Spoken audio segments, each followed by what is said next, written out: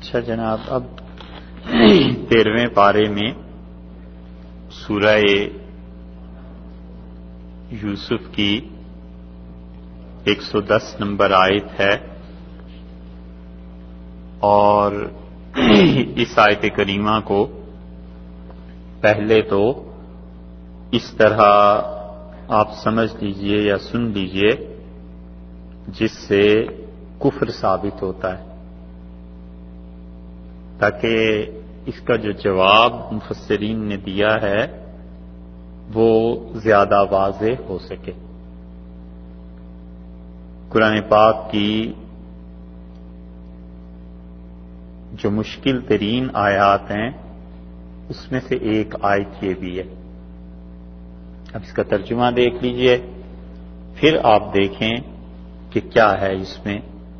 ارشاد فرمایا اللہ تعالی نے پہلے تو کہ لوگ اس پہ غور نہیں کرتے کہ جو لوگ دنیا میں چل پھر رہے تھے ان کا کیا ہوا، اور آخرت کا گھر ان لوگوں کے لیے اچھا ہے جو متقی ہیں۔ افلا تعقلون، کیا تمہیں سمجھ نہیں آتی یا تم غور نہیں کرتے؟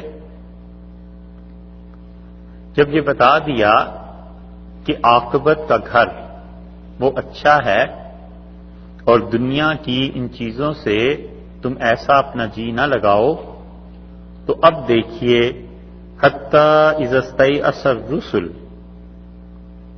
یہاں تک کہ جب نا امید ہونے لگے رسول علیہ الصلاۃ والسلام، وظنوا، اور انہوں نے خیال کر لیا کہ انہم، کہ ان سے قد کذبوا، جھوٹے وعدے کیے گئے تھے، جاءہم، آ گئی نصرنا، ہماری مدد، فنجی من نشاء، جسے ہم نے چاہا نجات دے دی، ولا یرد، اور نہیں لوٹایا اور نہیں پھیری جاتی لوٹائی جاتی باسنا ہمارا عذاب، عن القوم المجرمین، مجرم قوم سے۔ اس آیت کریمہ میں صرف جو قابل بحث چیز ہے وہ اس کا بالکل ابتدائی حصہ ہے کہ حتی اذا استیأس الرسل، یہاں تک کہ جب رسول علیہ الصلاۃ والسلام مایوس ہو گئے اور انہوں نے گمان کیا کہ ان کے ساتھ جھوٹے وعدے کیے گئے تھے۔ بس اس حد تک جو آیت ہے یہ مشکل ترین چیزوں میں سے ہے جو قرآن پاک میں آئی ہے، اس لیے کہ دو الزامات صاف صاف سامنے آتے ہیں۔ ایک تو اسی سورہ یوسف میں آپ پڑھ چکے ہیں، ہم پڑھ چکے ہیں کہ اللہ تعالی نے یہ فرمایا کہ وَلَا يَيْأَسُ مِن رَوْحِ اللَّهِ إِلَّا الْقَوْمُ الْكَافِرُونَ، کہ اللہ کی رحمت سے صرف کافر ہی مایوس ہوتے ہیں۔ اور یہاں قرآن کہتا ہے حتی اذا استیأس الرسل، یہاں تک کہ رسول مایوس ہو گئے۔ تو یہ کیا ہوا؟ ایک بات، اور دوسری یہ کہ ظنوا انہم قد کذبوا، اور انہوں نے یہ خیال کر لیا کہ ان سے جھوٹ بولا گیا تھا۔ تو انبیاء علیہ الصلوۃ والسلام نے اللہ کے متعلق یہ کیسے خیال کر لیا کہ خدا نے ان سے جھوٹے وعدے کیے تھے؟ یہ تو کوئی عام مومن آدمی نہیں سوچ سکتا۔ یہ دو اتنے بڑے اشکالات ہیں کہ اس کی بنا پر بہت سے مستشرقین نے مسلمانوں کے خلاف بھی لکھا ہے، اور انہوں نے اسی آیت کا حوالہ دیا ہے کہ اگر یہ اللہ کا کلام ہوتا تو اللہ نے خود کہا ہے کہ میرے کلام میں کہیں بھی تم ٹکراؤ نہیں پاؤ گے کہ دو چیزیں آپس میں ٹکرا رہی ہوں۔ اس صورت میں ایک جگہ اللہ یہ کہتا ہے کہ اللہ سے مایوس سوائے کافروں کو کوئی نہیں ہوتا، دوسری طرف خدا یہ کہتا ہے کہ رسول علیہ الصلوۃ والسلام مایوس ہو گئے تو کافر ہو گئے۔ اور دوسری بات آگے آ گئی کہ وہ یہ سمجھے انہم قد کذبوا، انہوں نے یہ گمان کر لیا کہ ان سے جھوٹا وعدہ کیا گیا تھا۔ تو اس کا مطلب یہ ہے کہ انبیاء علیہ الصلوۃ والسلام والعیاذ باللہ خدا کے متعلق یہ جانتے تھے کہ خدا ان سے جھوٹے وعدے کرتا ہے، تو نبوت کس بات کی رہی، اسلام کون سا ہوا؟ یہاں پہ پہنچ کے بڑے بڑے لوگوں نے اس مسئلے کو بہت اہم لکھا بھی ہے، اور حقیقت یہ ہے کہ قرآن پاک کو اگر نہ پڑھا ہوا ہو تو تو یہاں پہنچ کے آدمی پھنس جاتا ہے جب اس کا ترجمہ پڑھتا ہے. اس لیے مفسرین کہتے ہیں اس کی انہوں نے مختلف توجیحات بتائیں. 4-5 ان کی آراء آپ سے ذکر کرتے ہیں. اللہ تعالی نے فرمایا یہاں تک کہ اذا استیأس الرسل، جب انبیاء علیہ الصلوۃ والسلام کیا ہو گئے؟ مایوس ہو گئے. کس سے مایوس ہو گئے؟ ایک توجیہ یہ کی گئی ہے کہ انبیاء علیہ الصلوۃ والسلام اپنی قوم کے ایمان لانے سے مایوس ہو گئے، اللہ سے مایوس نہیں ہوئے. کیونکہ بس بات تو اتنی سی ہے کہ وہ مایوس ہو گئے، تو قوم سے مایوس ہو گئے کہ اب قوم ایمان نہیں لائے گی. وَظَنُّوا، اور انہوں نے گمان کر لیا. کس نے؟ ظنّوا کی جو ضمیر ہے ایک، اور اس کے بعد دوسری ضمیر آ گئی کذبوا، کہ وہ جھٹلائے گئے. یہ دونوں، اور جاءہم آ گئی ہماری مدد، بلکہ ظنّوا ایک کہ انہوں نے گمان کر لیا، انہم کہ وہ لوگ قد کذبوا جھٹلائے گئے، یہ جھوٹ کہا تھا انہوں نے. یہ تینوں ضمیریں جو ہیں مفسرین کی پہلی رائے یہ ہے کہ وہ کہتے ہیں یہ تینوں کافروں کے لیے ہیں، اس میں انبیاء علیہ السلام کا ذکر ہی نہیں. تو ترجمہ یوں بنے گا کہ حتیٰ اذا استیأس الرسل، یہاں تک کہ جب رسول مایوس ہو گئے کہ اب یہ قومیں ہدایت نہیں پاتی، بہت ہو گئی ان تک دین کے پہنچانا اور تبلیغ اور سب چیزیں.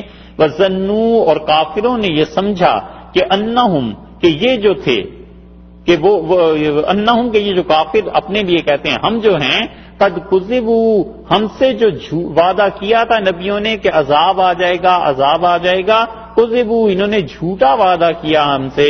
جاءہم نصرنا، تو اچانک ہماری مدد آ گئی. فنجی من نشاء، ہم نے جسے چاہ نجات دے دی، اور ہمارا عذاب جو ہے یہ کافروں سے پھر واپس نہیں پلٹتا.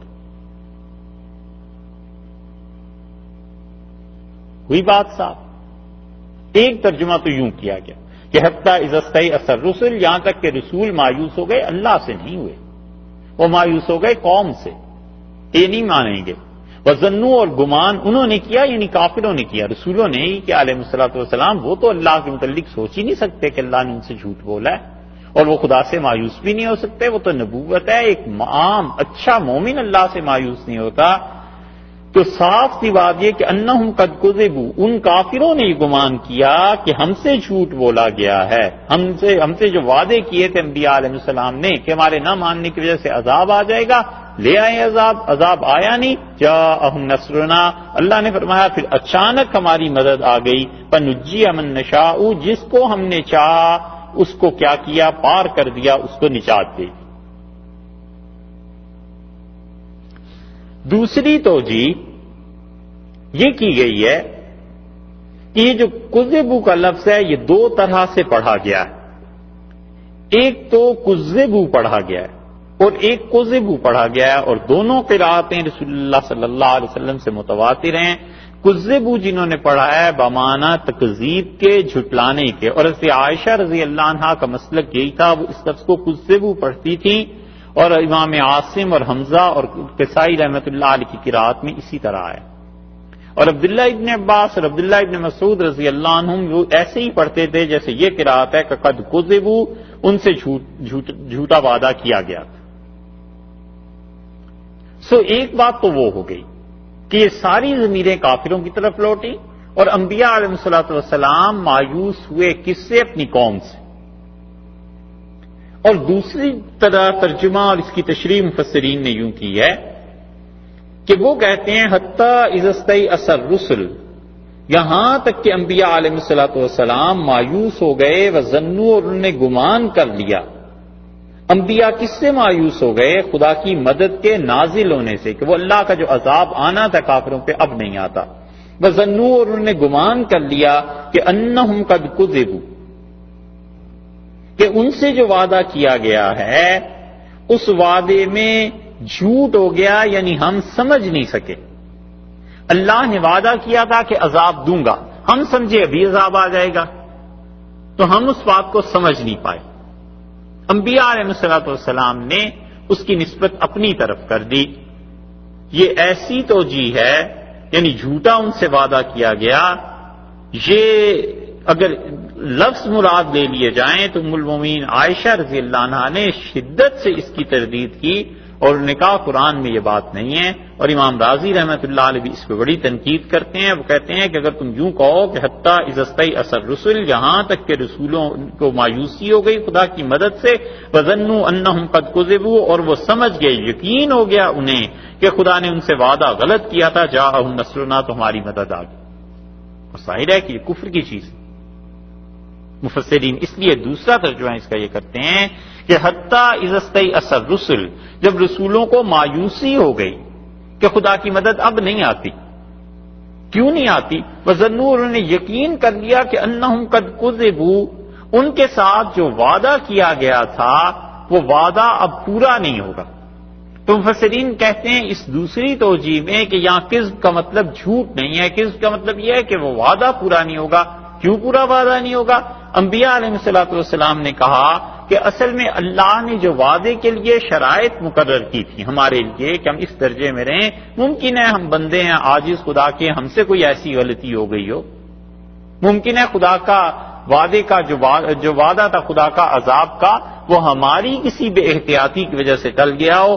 تو وہ یہ سوچ رہے تھے کہ ہمارا اپنا کوئی قصور ہے، کوئی چیز ایسی ہے، تو جاءہم نصرنا، ہماری مدد آ گئی.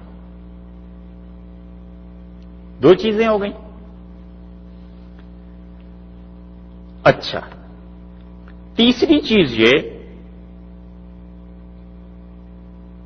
بلکہ سب سے پہلی جو عرض کی تھی کہ حتیٰ اذا استیأس الرسل، یہاں تک کہ ایمان لانے سے مایوس ہو گئے انبیاء علیہ السلام کہ قوم اب ایمان نہیں لائے گی، یہی تھا نا. تو پھر کیا ہوا؟ وظنوا، اور گمان کر لیا کافروں نے یہ عذاب کے وعدے وہ جھوٹے تھے. انہم قد کذبوا، یہ کافر کہنے لگے یا سمجھ گئے کہ ان سے جھوٹ بولا گیا تھا. آتاہم نصرنا، ہماری مدد آ پہنچی. اس صورت میں یہ جو ہے ظنوا اور انہم اور کذبوا تینوں کے ضمائر جو تھے یہ کافروں کی طرف لوٹے. اور اس میں حضرت شاہ ولی اللہ صاحب رحمۃ اللہ نے جو ایک یہی لکھا ہے فتح الرحمان میں. شاہ صاحب رحمۃ اللہ علیہ فرماتے ہیں مہلت دادیم تا وقتے کے نا امید شدن پیغمبران، ان کافروں کو خدا نے مہلت دی حتیٰ کہ پیغمبران علیہ الصلوۃ والسلام مایوس ہو گئے و گمان کردن، یعنی ان کی ہدایت سے کافروں سے مایوس ہو گئے اور انہوں نے گمان کیا کہ قوم ایشان کے بے دروغ وعدہ کردہ شد کہ یہ جو قوم ہے، یہ جو کافر ہیں، یہ کہیں گے کہ اب وہ وعدہ جھوٹا ہوا ہے تو بایشان آمد بایشان، تو اللہ تعالیٰ کی مدد جو تھی، نصرت کی جو وعدہ تھا خدا کا ان کے حق میں پورا ہو گیا. شاہ صاحب رحمۃ اللہ علیہ نے بھی پہلی توجیہ وہی کی ہے جو اب سے عرض کی. رہ گئی دوسری بات کہ جب انبیاء علیہ الصلوۃ والسلام مایوس ہوئے اور انہوں نے گمان کر لیا کہ جو ان سے وعدہ کیا تھا ہماری اپنی کسی بے احتیاطی سے، افسوس کہ ہم سے خطا ہو گئی، تو وہ کہتے ہیں یہ سارے ضمائر تینوں کے تینوں انبیاء علیہ السلام کی طرف لوٹتے ہیں کہ جب عذاب آنے میں تاخیر ہوئی تو انبیاء علیہ السلام مایوس ہوئے کہ شاید یہ عذاب ہماری زندگی میں نہ آئے. اس میں تو ان پہ کوئی بھی فرق نہیں پڑتا، یعنی عذاب سے مایوس نہیں ہوئے، وہ اس سے مایوس ہوئے کہ وقت مؤخر ہو گیا. ایسے ہی جیسے رسول اللہ صلی اللہ علیہ وسلم نے حدیبیہ میں تشریف لے گئے تو عمر رضی اللہ عنہ نے کہا ہم واپس جا رہے ہیں، آپ نے تو فرمایا تھا عمرہ کریں گے. تو رسول اللہ صلی اللہ علیہ وسلم عمر میں نے یہ بھی کہا تھا کہ اسی سال کریں گے. تو عمر رضی اللہ عنہ چپ ہو گئے کہ وقت پورا ہونے میں ممکن ہماری زندگی میں نہ آئے یا ہماری کسی لغزش میں کی وجہ سے عذاب میں تاخیر ہو گئی. انہوں نے یہ گمان، وظنوا اور انبیاء علیہ السلام نے گمان کر لیا کہ ہم سے کوئی خطا ہو گئی ہے یا وعدہ خدا کا جس شرط کے ساتھ پورا ہونا تھا وہ شرط پوری نہیں ہوگی. تو پھر کیا ہوا؟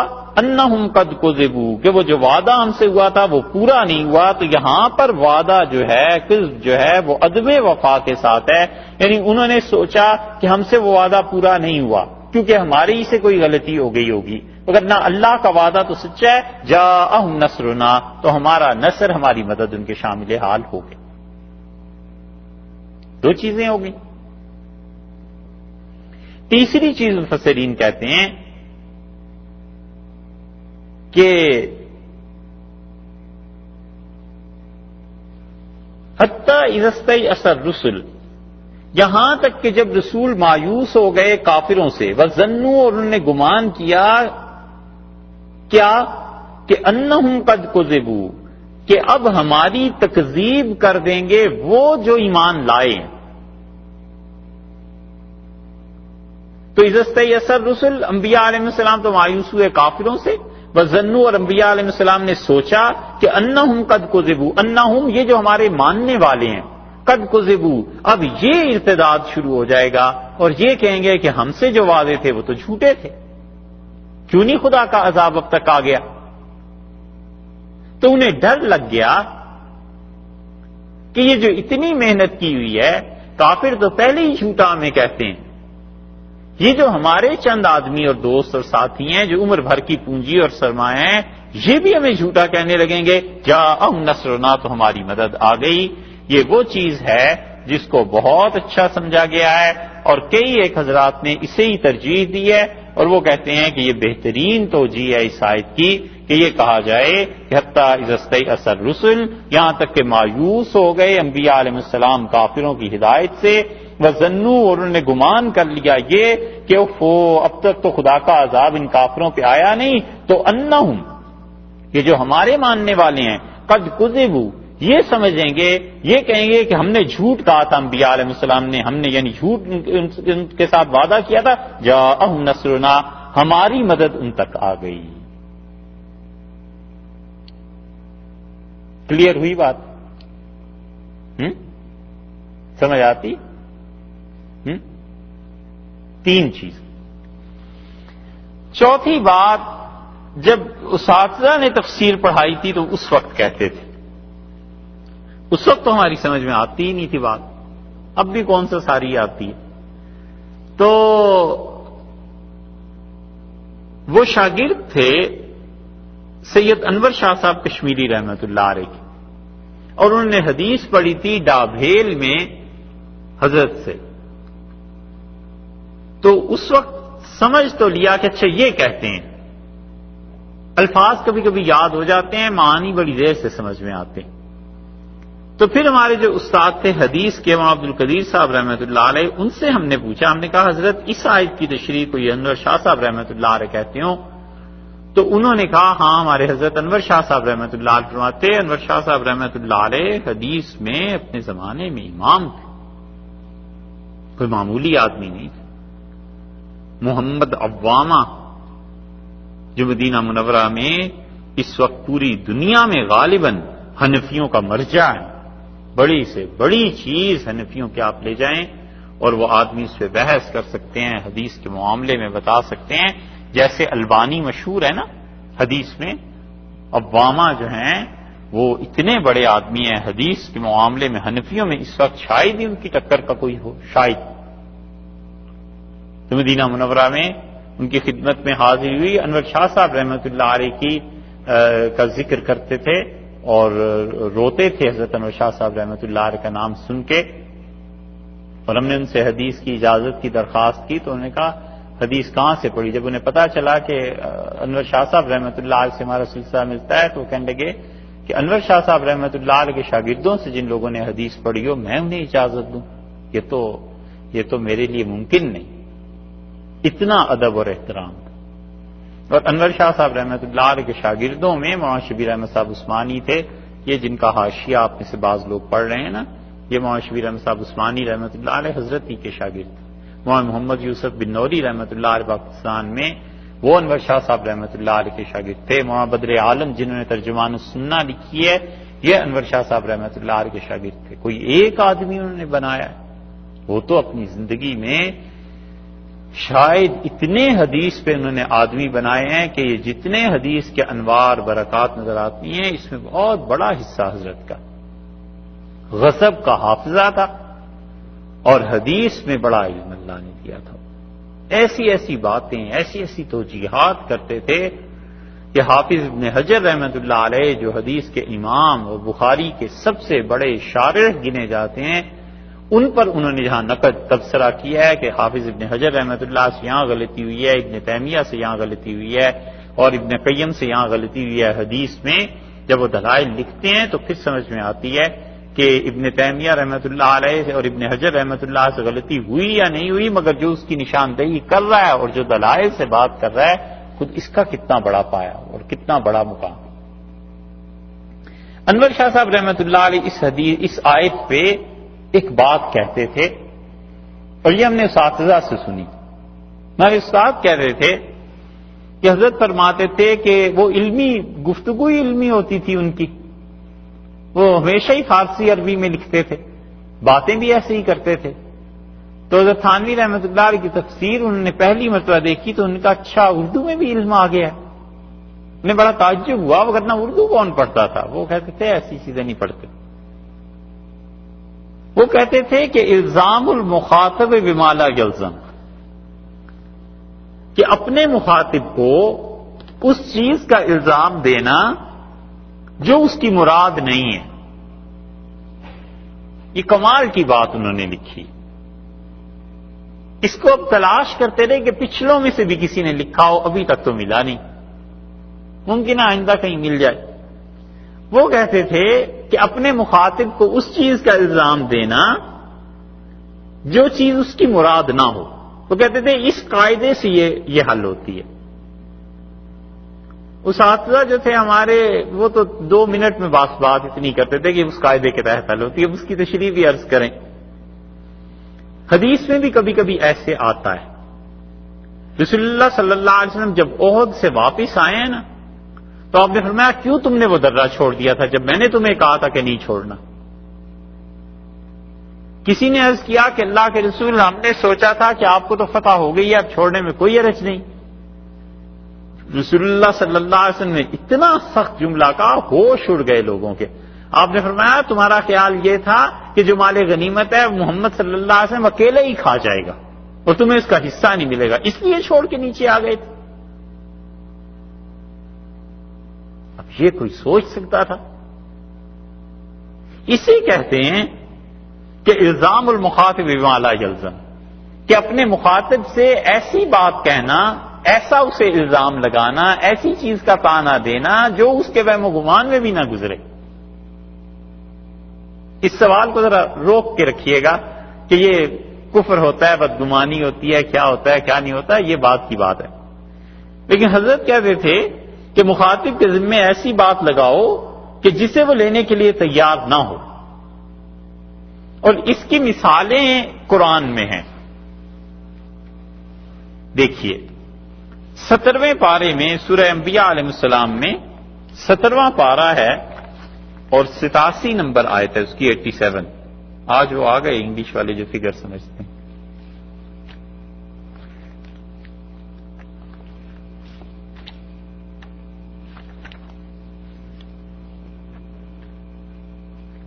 سورہ الانبیاء علیہ السلام سورت کا نمبر 21۔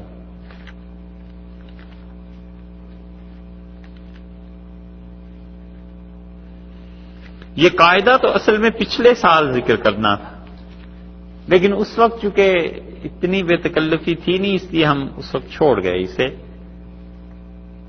17واں پارہ سورہ الانبیاء علیہ السلام اور اس کی 87 نمبر آیت میں دیکھیے، اسی قاعدے کے تحت بات کرتے ہیں۔ اس آیت کی جب تشریح آئے گی سو آئے گی، اس وقت اور اس کی بات کریں گے۔ اللہ نے فرمایا وَظَنُّونَ، اور مچھلی والا، اذ ذهب مغاضبا، جب وہ غصے سے جھنجلا کر لڑ کے چل پڑا، فظن، اس نے گمان کر لیا کہ لن نقدر علیہ، میں اللہ اسے پکڑ ہی نہیں سکوں گا۔ فنادى فی الظلمات، اور اندھیروں میں جا کے اس نے پکارا مجھے اور کہتا ہے لا الہ الا انت سبحانک انی کنت من الظالمین، اے پروردگار تیرے علاوہ کوئی خدا نہیں، تو پاک ہے، بے عیب ہے، اور اللہ میں گناہ گاروں میں سے تھا۔ اس پوری آیت میں یہ جو ٹکڑا ہے نا فظن ان لن نقدر علیہ، اس نے یہ گمان کر لیا اچھا کہ ہم اسے پکڑ ہی نہیں سکیں گے۔ یہ ہے ایسا الزام اپنے مخاطب کو دینا کہ جو وہ سوچ بھی نہ سکے۔ حضرت یونس علیہ السلام سوچ سکتے تھے کہ خدا مجھے نہیں پکڑ سکے گا؟ اس آیت کے اور بہت سے ترجمے تشریحات کی گئی، وہ انشاءاللہ عرض کریں گے جب بات آئے گی. لیکن یہ وہ قاعدہ ہے جو حدیث کی ایک مثال دی، ایک قرآن سے مثال دے دی، اور یہ ہوتا اصل میں وہاں ہے جہاں شدید محبت ہو، جہاں بہت تعلق ہو، تو آدمی اس شدید محبت کی وجہ سے کہتا ہے کہ اچھا آپ نے اس لیے یہ کر دیا. محبت ہوئی ہے کبھی کسی سے؟ چلو یہ تو پرائیویٹ بات ہے، یہ نہیں پوچھتے. کہیں محبت ہو نا زیادہ، بہت زیادہ، اور آدمی 10 منٹ پہنچے تاخیر سے وعدے کے مطابق نہ پہنچ پائے، تو محبوب پوچھتا ہے کہ کہاں تھے، اور وہ کہہ دے کہ آج والدہ کی طبیعت خراب تھی، تو پھر سنو، پھر سوچو کیا ہوتا ہے. اچھا وہ زیادہ عزیز ہیں آپ کو، ہاں ہاں انہی کا خیال رکھتے ہیں، ہمیں کون پوچھتا ہے. یہ ساری چیزیں جو ہیں اصل میں شدید محبت کی وجہ سے سامنے سے سننی پڑتی ہیں نا ایسی باتیں. تو اللہ تعالیٰ کو اتنی محبت سے یونس علیہ السلام سے تھی کہ وہ غصے میں آ کے چل پڑے کہ یہ کیا ہے، کافروں پہ کیوں نہیں عذاب آ رہا، کیوں یہ بستی تباہ نہیں ہوگی. اللہ نے فرمایا اچھا اس لیے چل پڑے کہ جیسے میں انہیں پکڑ ہی نہیں سکتا. تو یہ کفر نہیں ہے، یہ شدید محبت کی بات تھی. اس کی دوسری مثال جو پچھلے سال عرض کرنا تھی آپ سے، تیسرا پارہ جو ہے نا جہاں سے شروع ہوتا ہے، اس کی دوسری مثال وہاں دیکھیے. یہ انور شاہ صاحب رحمۃ اللہ علیہ کہتے تھے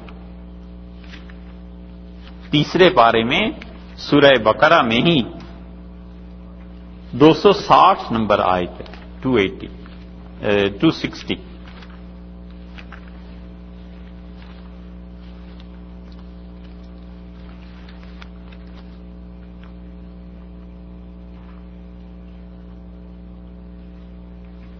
ملی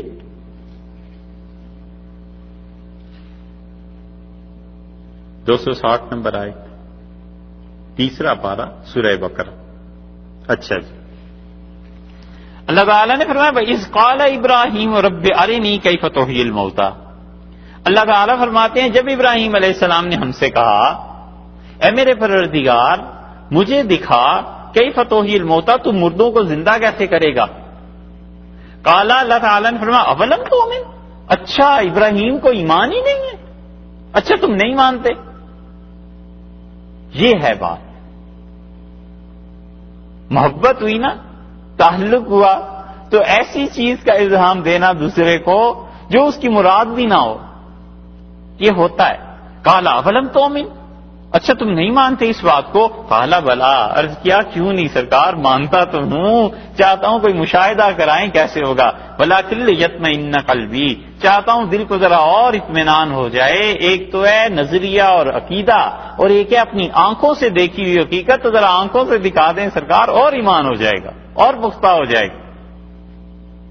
یہ ہے محبت. صحیح ہے. یہاں دیکھ لیجئے اسی آیت کو، حتیٰ اذا استیأس الرسل، یہاں تک کہ انبیاء علیہ السلام مایوس ہو گئے اپنی قوموں سے.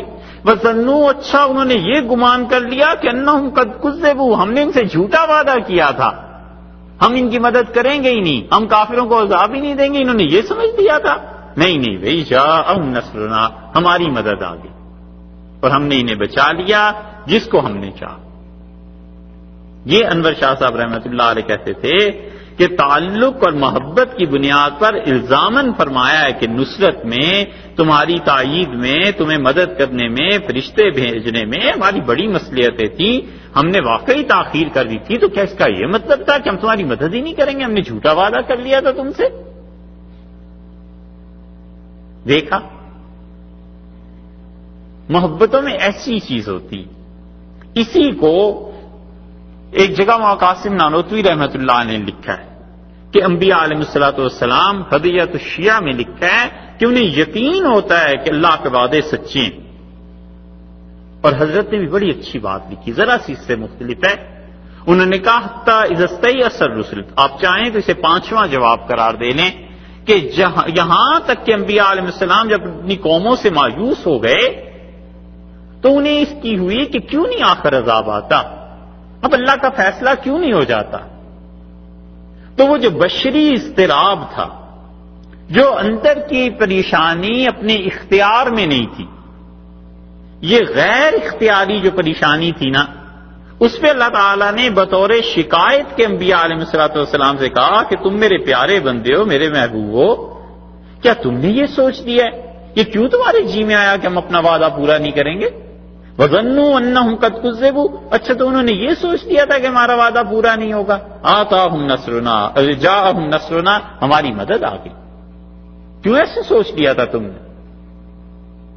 یہ محبت کی وجہ سے ہوتا عیب ہے بسا اوقات، لیکن وہ عیب جو ہے بعض اوقات وہ محبت جہاں ہوتی ہے وہ بڑی خوبی بن جاتی ہے۔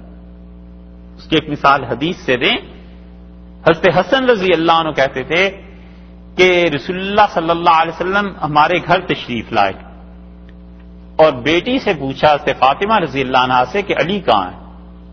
تو نے عرض کیا میری کچھ بات چیت ہو گئی ان سے اور اونچ نیچ ہو گئی تھی تو وہ ناراض ہو کے مجھ سے چلے گئے ہیں۔ فرمایا کہاں گئے؟ ان کا مسجد گئے تھے۔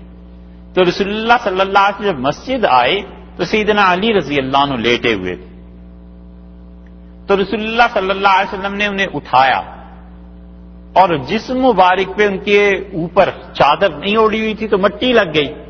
وہ نیند میں جب اٹھ کے بیٹھے تو رسول اللہ صلی اللہ علیہ وسلم نے ان کے جسم سے مٹی جھاڑنی شروع کی اور بار بار ارشاد فرمایا کم یا بدتراب، کم یا بدتراب، مٹی والا اٹھ کے بیٹھ جائے، مٹی والا میری بات سن۔ اب مٹی والا حقیقت میں عربوں کے ہاں ذلت کے لیے ہے، لیکن رسول اللہ صلی اللہ علیہ وسلم نے یہاں جو کہا ہے نا مٹی والا، حضرت حسن رضی اللہ عنہ کہتے تھے والد کو جب کوئی کہتا تھا مٹی والا تو بڑے خوش ہوتے تھے، کہتے تھے مجھے رسول اللہ صلی اللہ علیہ وسلم نے یہی کہا۔ یہ تو بہت بڑی ہستیاں تھیں ایسی، الیاذ باللہ، کوئی استغفر اللہ، کوئی مثال نہیں، لیکن محض تفہیم کے لیے ایک چیز سمجھنے کے لیے ایک لطیفہ بھی سناتے ہیں تاکہ بات واضح ہو۔ اور یہ جو تھا نا رنجیت سنگھ، تھا تو یہ کانا، اور دربار میں اس کے ایک مراسی بھی تھا، ہوتے ہیں جوکرز جیسے۔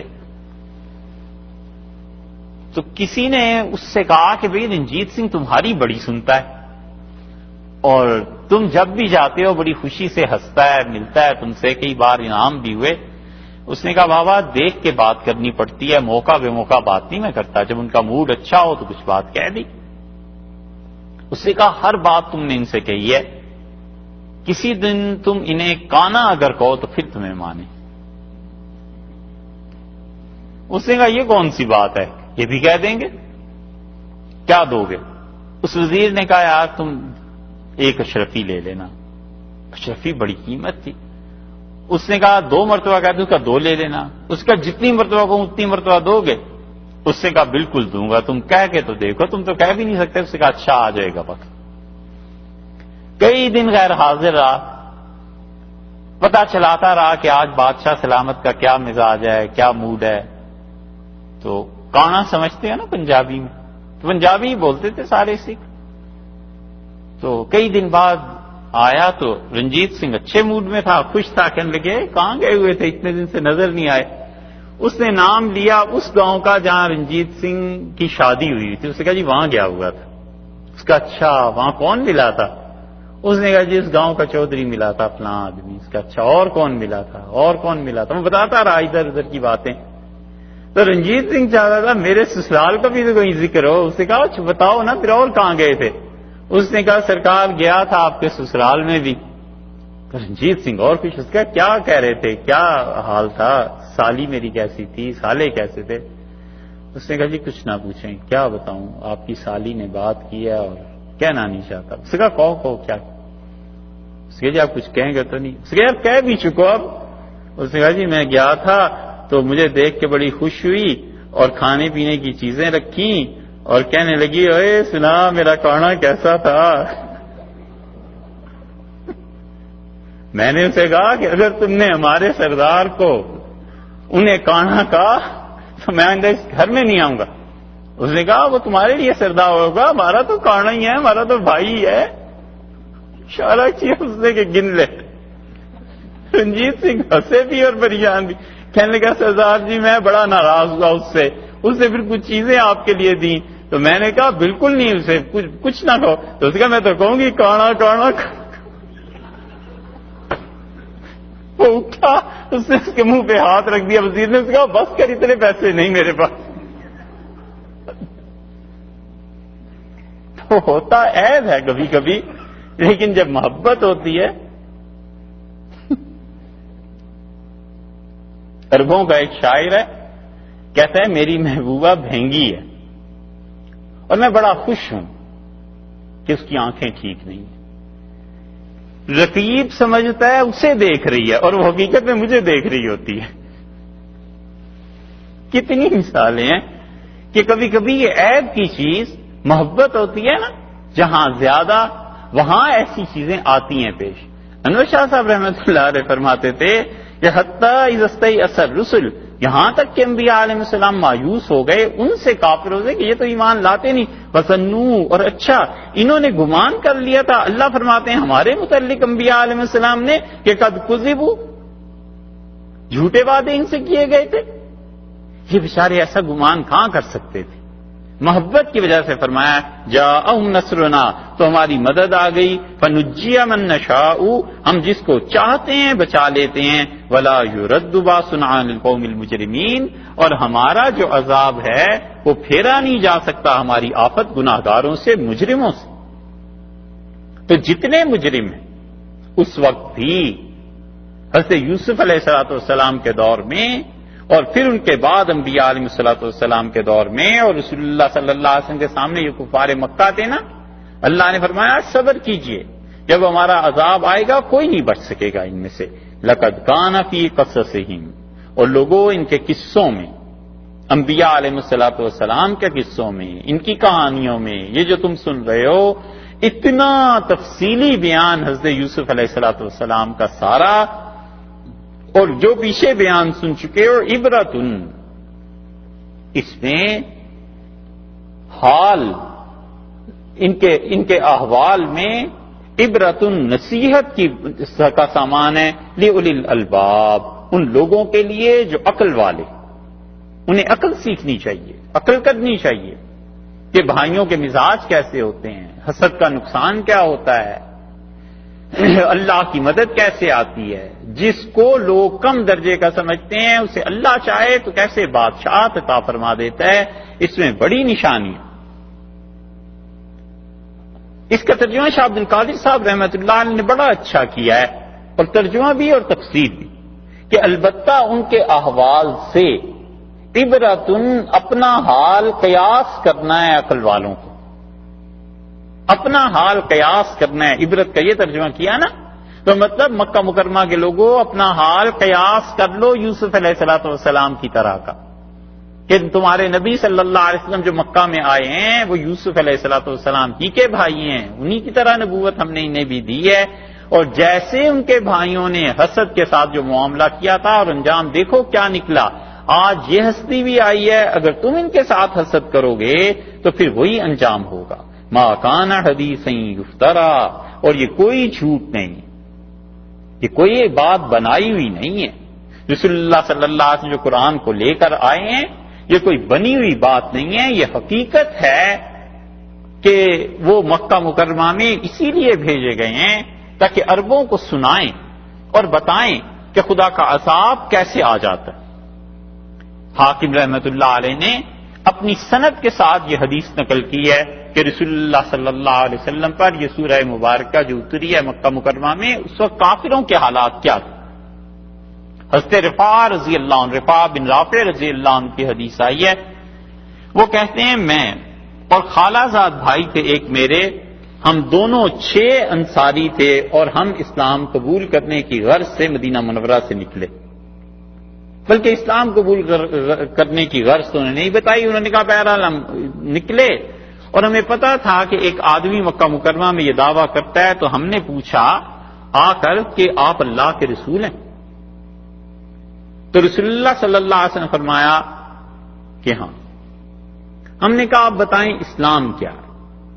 تو نبی کریم صلی اللہ علیہ وسلم نے اسلام کا بتایا ہمیں کہ کیا ہے. ہم نے کہا یہ فرمائیے یہ آسمان، زمین، پہاڑ، ان سب کو کس نے پیدا کیا ہے؟ اور آپ نے یہی سوال ہم سے پوچھا کہ تم بتاؤ، تو ہم نے کہا اللہ نے بنایا۔ پھر رسول اللہ صلی اللہ علیہ وسلم نے پوچھا کہ جن بتوں کی تم عبادت کرتے ہو ان کو کس نے بنایا ہے؟ تو ہم نے کہا انہیں تو ہم نے خود بنایا ہے۔ تو رسول اللہ صلی اللہ علیہ وسلم نے فرمایا جس اللہ نے آسمان، زمین اور پہاڑ بنائے ہیں، کیا عبادت اس کی ہونی چاہیے یا جن بتوں کو تم خود بناتے ہو عبادت ان کی جائے؟ اور پھر آپ نے فرمایا کہ جس اللہ نے اس کائنات کو پیدا کیا ہے اس کا حق بنتا ہے کہ عبادت اس کی جائے، اور ان کا کوئی حق نہیں بنتا جنہیں تم نے خود اپنے ہاتھوں سے بنایا۔ اور میں تمہیں اللہ کی عبادت کی دعوت دیتا ہوں اور اس بات کو کہتا ہوں کہ تم یہ گواہی دو کہ اللہ کے علاوہ کوئی معبود نہیں اور میں اللہ کا رسول، اور رشتے جوڑو اور دشمنیاں چھوڑ دو اور لوگوں سے بغض نہ رکھو۔ تو ہم نے کہا کہ جس دین کی طرف آپ دعوت دے رہے ہیں یہ غلط کیسے ہو سکتا ہے؟ یہ دین تو بڑی خوبی کی چیز ہے جس میں دشمنوں کو معاف کرنے کے متعلق ہے، اپنے بھائیوں کے ساتھ اچھے اخلاق کے متعلق ہے، تو آپ ہمارا ایک کام کریں۔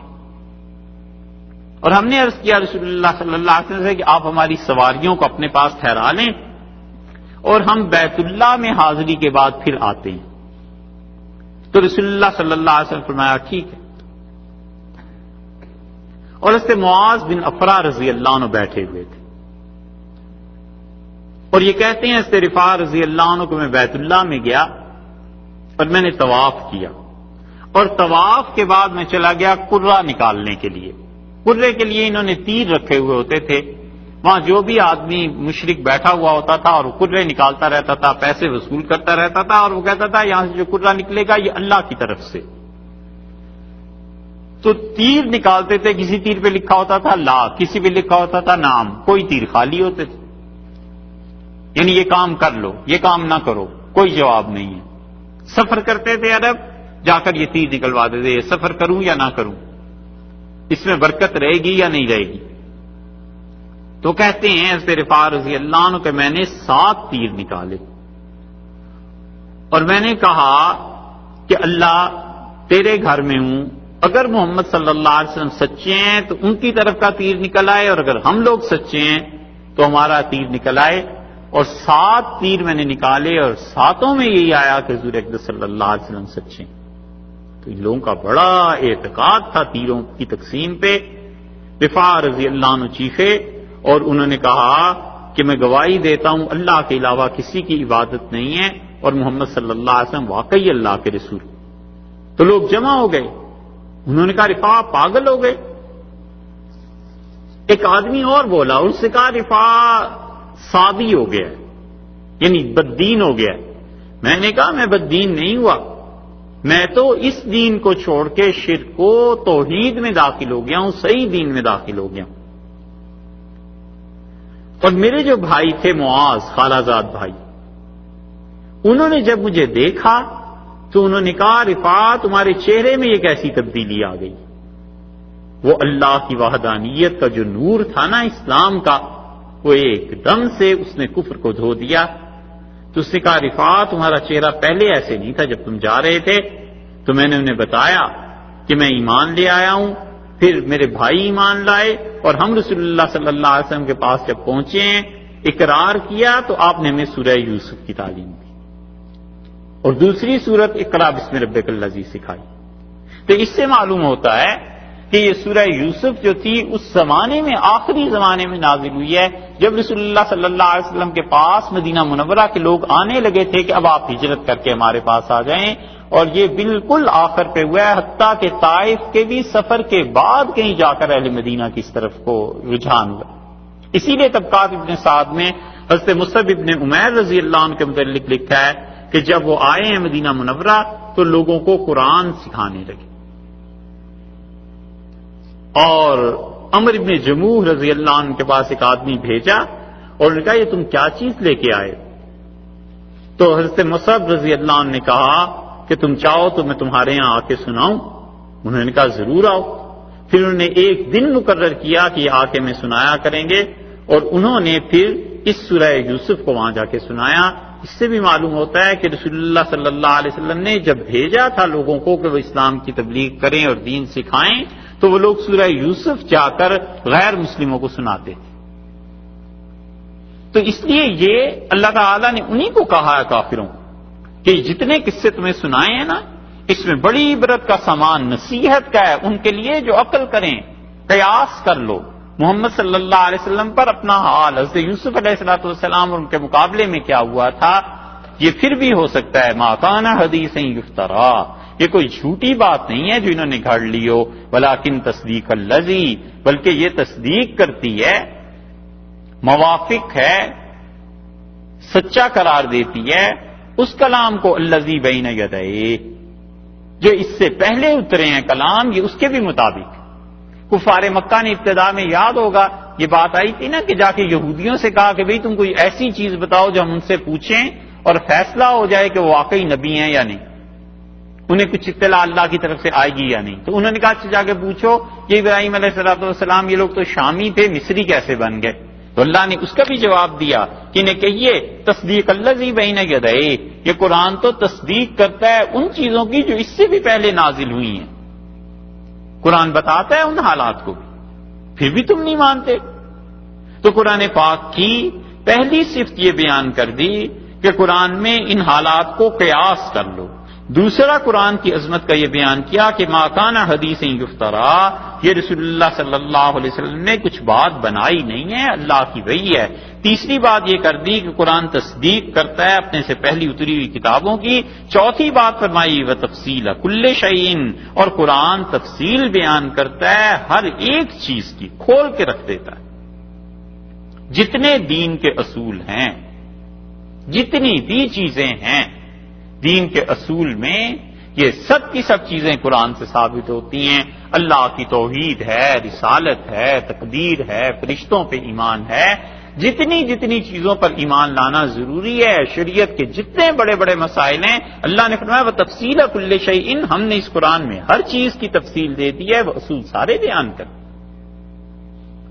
شاہ ولی اللہ محدث دہلوی رحمۃ اللہ علیہ نے زندگی میں آخری کتاب جو لکھنا شروع کی تھی، وہ کسی طرح کام حضرت کے دو پورے ہو جاتے بڑا فرق پڑ جاتا.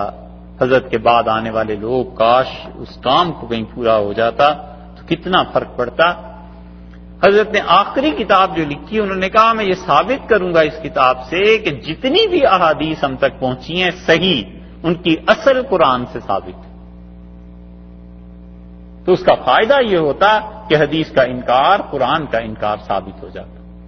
حضرت نے فرمایا میں یہ لکھوں گا کہ رسول اللہ صلی اللہ علیہ وسلم نے جتنی تعلیم دی ہے یہ سب کی سب قرآن سے ثابت ہے. قرآن ان احادیث کو اگر آپ سمیٹیں تو وہ قرآن ہی بن جاتا. ایک یہ کر جاتے اور ایک حضرت یہ کر جاتے کہ ناسخ اور منسوخ احادیث کون سی ہیں. بہت بڑا کام تھا یہ، لیکن ان کا انتقال ہی 60 برس کی عمر میں ہو گیا. ان سے زیادہ عمریں تو ان کے صاحبزادوں کی ہو گئی. اللہ کو بس ایسے ہی منظور تھا ہر چیز کی تفصیل، اللہ کی توحید جس پہ دین قائم ہے، رسالت، حدیث، تفسیر، کتنی چیزیں اللہ نے فرمایا اس قرآن میں بیان کر. پوری طہارت کے باب کا اصول یہ ہے کہ پانی پاک کرتا ہے. اللہ تعالیٰ نے قرآن پاک میں فرما دیا ہم نے پانی کو نازل کیا تھا کہ وہ تمہیں پاک کرے.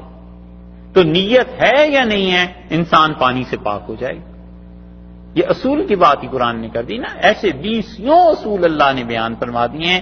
اس لیے یہ فرمایا چھٹی چیز فرما دی وہدن، اور قرآن راہ دکھاتا ہے، راہ سجھاتا ہے، بتاتا ہے کیا چیز صحیح ہے کیا غلط ہے. ورحمت لقوم یؤمنون، اور خدا کی کتاب یہ رحمت ہے ان لوگوں کے لیے جو اس پر یقین رکھتے ہیں، یعنی جو قرآن پاک کو مانتے ہیں، اس کو پڑھتے ہیں، اس کی تلاوت کرتے ہیں، اس کو سمجھتے ہیں. سب کے اپنے اپنے حال کے مطابق اللہ کی رحمتیں ان لوگوں پر نازل ہوتی.